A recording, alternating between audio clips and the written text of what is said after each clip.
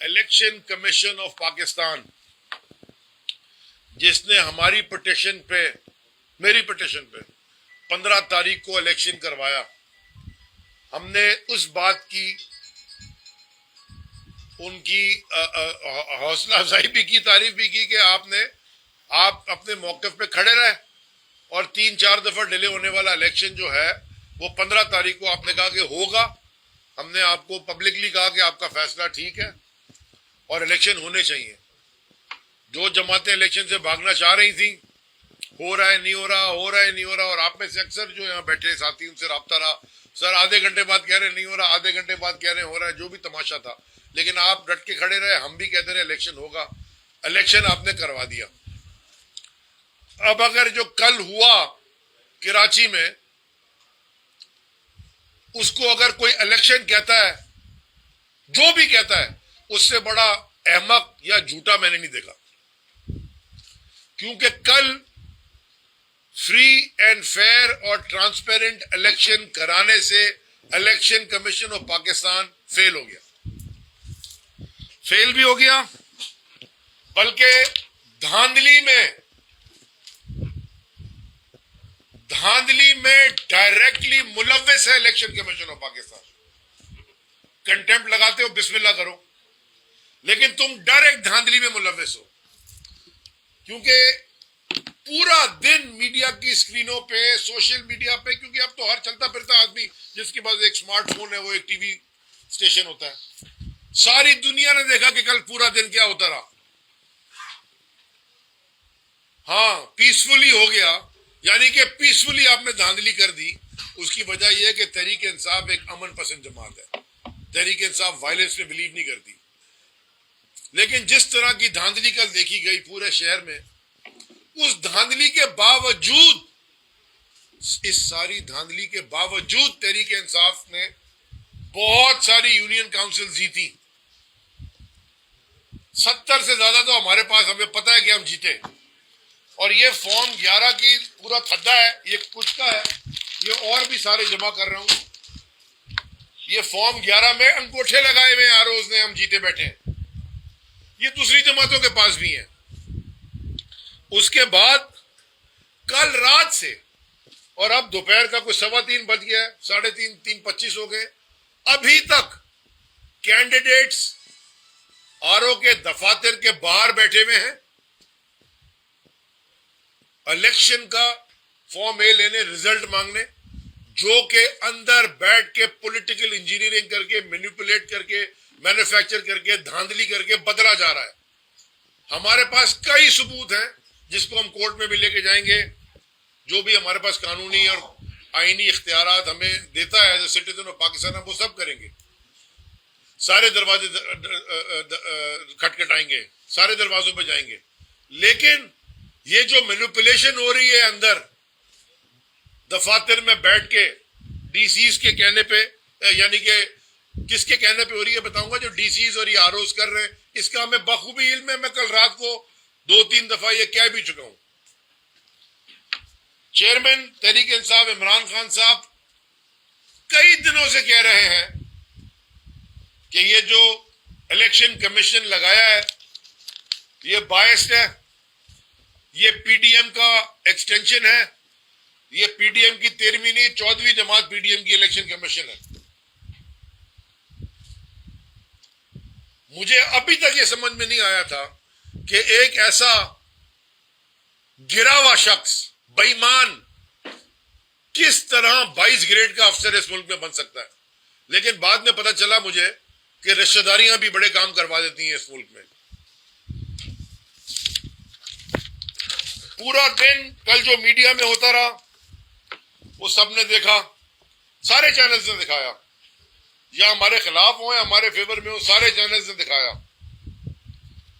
मेरे साथ यहां मेरे एमपीएस, एमएनएस, बहुत सारे कैंडिडेट्स बैठे हैं, चेयरमैन यूसीओ के, इनके रिजल्ट्स में ये जीते हुए हैं। इनके पास फॉर्म 11 हैं, और भी आ रहे हैं, भर के आ रहे हैं। अंदर रिजल्ट मैनिपुलेट हुआ, कोई 2 वोट कहीं 15 को 75 कर दिया, कहीं, मतलब ये सारे तमाशे जो हमें जो देखते आए हैं। राबिस्तान खान हमारे एमपी है, और अदील अहमद हमारे एमपीए धांधली रोक रहे थे, एक्सपोज कर रहे थे, उनको पुलिस ने उठा लिया और उठा के उनके ऊपर एफआईआर काट के उनको अरेस्ट कर दिया। कल दोपहर को 1-1:15 बजे पाकिस्तान के हर बड़े एंकर ने, जिनके मिलियंस में फॉलोअर्स हैं, वो वीडियो ट्वीट की अमजद आफरीदी की, जिसमें अमजद आफरीदी रिगिंग दिखा रहा है। हमारे खिलाफ वाले एंकर्स ने भी की, जो हमारे शायद हमारी पार्टी के मौक़िफ़ से एग्री नहीं करते, उन्होंने भी की। वो दिखाते रहे कि देखें जी ये कौन सा इलेक्शन हो रहा है। रात को ही आपने अमजद आफरीदी को पकड़ के, उसके भाइयों को पकड़ के उसके ऊपर एटीए लगा दी, उसकी ठुकाई लगाई, उसको मारा। उसका एक भाई की आंख इतनी जख्मी है कि हमें खुदा ना खासा खतरा कि वो आंख बेचारे की जाया ना हो जाए। हो गई है। इसके जिम्मेदार कौन है? यहां बदमाशों का टोला है जो हुकूमत कर रहा है, और जिन्होंने इस बदमाशी को रोकना होता है, यानी कि लॉ एनफोर्समेंट एजेंसीज, वो उनकी गोद में चढ़ के बैठ गए। वो उनके पार्टनर्स इन क्राइम है। जो पुलिस का किरदार रहा है कल, जो शिकारपुर से बुला के पुलिस वाले को, एसपी है कौन है वो कहता गया कल सारा दिन अमजद आफरीदी हम तुम्हारे खिलाफ, मैं तुम्हें छोड़ूंगा नहीं। गौर खट्टा का भी हमारा डीजी जो है अरेस्ट हो गया है, गोरंगी का। फहीम खान बैठे हैं, इनके पीछे पुलिस एफआईआर काट दी है। राजा अजहर हमारे एमपी हैं, उनके पीछे पुलिस लगाई हुई है। इस प्रेस कॉन्फ्रेंस के बाद शायद मेरे पीछे भी लग जाए। सच बोलने तो पसंद नहीं है ना, झूठ बोलते रहो, नहीं सब ठीक है। सच बोलने वाले के पीछे तो यहाँ एफआईआर कटती है और पुलिस लगती है और पता नहीं क्या क्या होता है। हम कई दिनों से देख रहे हैं और कह रहे हैं, बड़े प्यार मोहब्बत से समझा रहे हैं कि आप मांग क्या रहे हैं।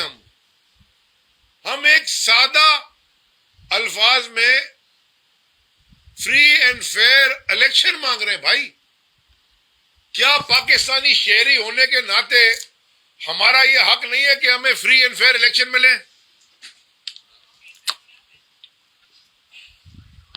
मैं अब जरदारी माफिया के फर्जंद बिलावल जरदारी से डायरेक्टली मुखातिब हूं। मैं शहीद मोहतरमा बेनजीर भुट्टो का कोट, मैंने जो कि एक बार के अखबार शायद वॉल स्ट्रीट जर्नल में उन्होंने आर्टिकल लिखा था, वॉशिंगटन पोस्ट, उसमें आर्टिकल लिखा था, उसमें एक उनका कोट है। मैं वो अंग्रेजी में पढ़ना चाहता हूं क्योंकि उर्दू तो उसको वैसी नहीं आती। शायद अपनी मरूम शहीद मां की बात सुन के कुछ समझ आ जाए, गैरत आ जाए। उन्होंने कहा, all through the years of the Soviet Empire, its Politburo held elections. Of course, calling something an election and having actually an election are two different things. Basically, उन्होंने ये याद दिलाया कि सोवियत यूनियन में जब एम्पायर थी ना, communism जो पीक पे था, वो हर वक्त वहां इलेक्शन होते थे, मगर क्या वो इलेक्शन कहलाए जाते थे या ऐसी एक्सरसाइज होती थी, पता होता था पहले से किसने जीतना, भाई आए ना आए। ये पाकिस्तान आज इस तरफ चला गया। कल के जो हालात हमने टीवी पे देखे। बिलावल, तुम भी करप्ट हो क्योंकि तुम मुलव्विस हो करप्शन में। तुम्हारी जमात करप्शन कर रही है और तुम उसको प्रोटेक्ट करते हो। तुम्हारे वालिद के बारे में तो दुनिया के हर अखबार ने और हर चैनल ने क्या क्या लिखा हुआ है, और यहाँ के कोर्ट से क्या क्या क्या, वो भी करप्ट है। इसलिए मैं अब इसको पीपल्स पार्टी कहता ही नहीं। वो शहीद मोहतरमा बेनजीर भुट्टो के साथ गड़ी खैरों में, अपना लट्टो डेरों में, गड़ी खुदा बख्श में दफन हो गई है। ये है जरदारी माफिया। और मैं कराची के हर शहरी से पूछना चाहता हूं, और मुझे पता है जवाब, कि क्या 15 साल में जो इन डाकुओं ने कराची के साथ किया है, उसके बाद कोई शख्स जाके पाकिस्तान ये पीपल्स पार्टी के झंडे तले जरदारी माफिया को वोट देगा? इस शहर की तबाही करने के बाद और ये देखने के बाद कि लड़काना कैसा है और बाकी सिंध का क्या हाल है, इस दारुल खिलाफा सिंध के साथ जो कराची के साथ किया है, कोई वोट देगा? लेकिन उसके बाद भी पॉलिटिकल इंजीनियरिंग करके पाकिस्तान पीपल्स पार्टी को जिताने की कोशिश की जा रही है, और हो रही है, कामयाबी से कर रहे हैं, बेईमानी कामयाबी से कर रहे हैं। चोर को चोर क्यों कहते हैं? क्योंकि वो चोरी करता है। कल तक एडवर्टाइजिंग चल रही थी टीवी के ऊपर, कल तक चल रही थी। हमने खत लिखा, इलेक्शन कमीशन ने जी शो कॉज भी दिया इंफॉर्मेशन सेक्रेटरी को सिंध के हमारे खत पे, लेकिन वो फिर भी चल रही थी। यानी कि ये आलम है बेगैरती का कि कोई फर्क नहीं पड़ता कानून क्या कह रहा है, कोई फर्क नहीं पड़ता सुप्रीम कोर्ट क्या कह रहा है, कोई फर्क नहीं पड़ता आईन क्या कह रहा है, हमारी जो मर्जी हम करेंगे। सुप्रीम कोर्ट का तो दिसंबर 2021 का अहकामात है, आर्टिकल 140 है कि वो आज तक नहीं हुए, कंटेम्प्ट करके बैठी हुई है। आखिर में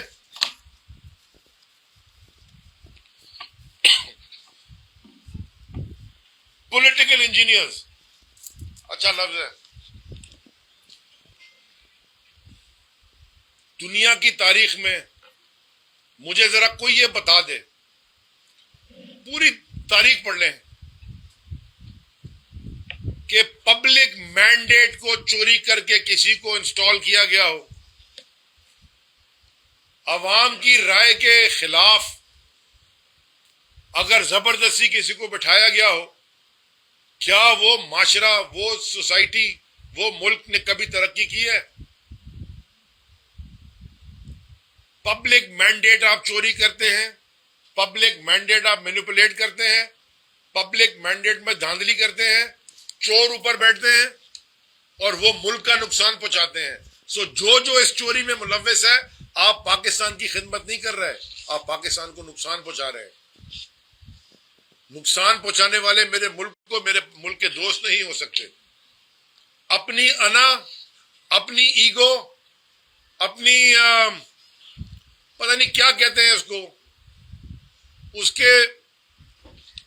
उसको आपने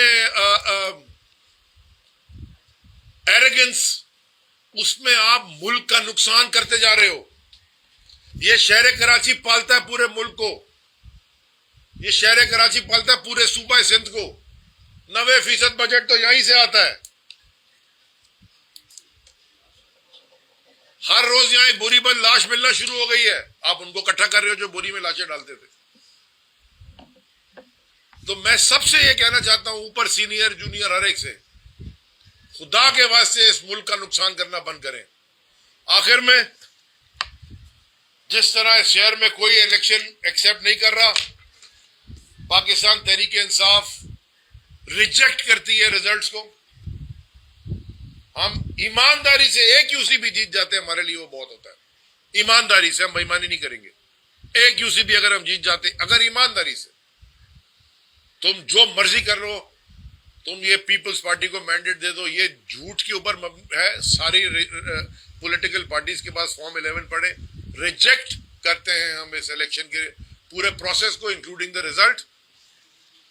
मैं सारे जो मेरे बहुत सारे एमपीएस हैं, कैंडिडेट्स हैं, जो आरओ के दफातर के सामने बैठे हैं, कल रात से बैठे, सर्दी में बैठे, अभी भी बैठे हैं रिजल्ट के इंतजार में। एक ने तो लिख के दे दिया डिस्ट्रिक्ट का, जी हम आज देंगे नहीं रिजल्ट, कल देंगे, ऑफिशियली लिख दिया है, वो मैंने ट्वीट भी किया है। मैं आप सबको कहता हूं, हिम्मत पकड़े, मैं आप में सबके पास आऊंगा, हिलना नहीं है हमने वहां से। और जो अगला स्टेप है, मैं कोई टाइम लिमिट नहीं दे रहा क्योंकि अभी हमारी मुशावरत होगी पार्टी की लीडरशिप से, लेकिन जो अगला स्टेप है हमारा, वो मैं ऐलान करूंगा जल्द करीब। और वो स्टेप शायद पसंद ना आए लोगों को, लेकिन हम सिर्फ चाह रहे हैं कि हमारे रिजल्ट दो। अभी एक डिमांड हमारी है कि रिजल्ट दो, फॉर्म इशू करो, ताकि और फॉर्म ए के साथ पता हम टैली करें फॉर्म 11 में क्या हुआ है, क्या तमाशा है, और नीचे फॉर्म्स भी हमारे पास है सारे इलेक्शन के। मैं डिमांड करता हूं इलेक्शन कमीशन ऑफ पाकिस्तान का रेजिग्नेशन। वो काबिल नहीं है इलेक्शन कमीशन ऑफ पाकिस्तान बनने के, बेईमान आदमी है, पीडीएम का एक्सटेंशन है, मैं ईसीपी का इलेक्शन कमीशन डिमांड करता हूं कि इस्तीफा दे। फेल हो गया वो इलेक्शन कराने में। पहले फेज 1 में फेल हुआ, लोगों की लाशें गिरी, फिर फेल हुआ कल कराची में। मैं डिमांड करता हूं, होंगे आप मेरे से बड़ी अच्छी सलाह मलिक है, लेकिन आईजी साहब, आपका काम था कानून को ऊपर रखना। किसी MNA, MPa, minister, political engineer की बात सुने बगैर आपका काम था ईमानदारी से इलेक्शन करवाना। जिम्मेदारी आपकी थी। आप फेल हो गए। आप पहले भी फेल हुए, आप फिर फेल हो गए। मैं आपकी भी रेजिग्नेशन डिमांड करता हूं। और एआईजी कराची साहब, मेरी आपसे कुछ 15-17 साल पुरानी बहुत अच्छी सलाह मलिक है, घरेलू ताल्लुक है। आप भी फेल हो गए, आपको भी इस्तीफा देना चाहिए। आपका भी इस्तीफा डिमांड करता हूं। आप अगर अपना काम पूरा नहीं कर सक रहे, आपको कुर्सी छोड़ देनी चाहिए। अगर आप प्रेशर बर्दाश्त नहीं कर सकते, ऊपर से कॉलें आती हैं तो